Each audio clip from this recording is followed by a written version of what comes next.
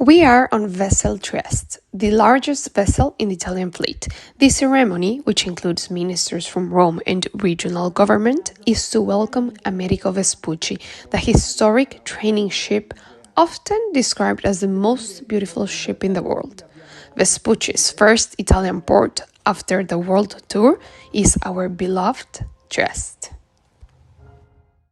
Una giornata straordinaria, il Vespucci è arrivato a Trieste dopo un viaggio in tutti i continenti, partito da Genova,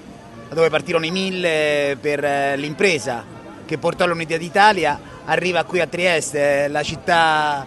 più italiana d'Europa e più europea in Italia, dove i bersaglieri il 3 novembre del 18 sbarcarono, unificando definitivamente questa nazione e garantendo Trieste alla sua italianità. E ha raccontato il Vespucci non solo la gloria della marina, la professionalità degli uomini e delle donne a bordo della nave, ma anche l'eccezionale lavoro che fanno gli uomini e le donne della difesa tutta in tempo di pace, in aiuto a tante popolazioni, e ha raccontato attraverso la sua presenza, attraverso il Villaggio Italia, quello che l'Italia sa fare, quello di cui dobbiamo essere orgogliosi, ma anche consapevoli del valore economico che può avere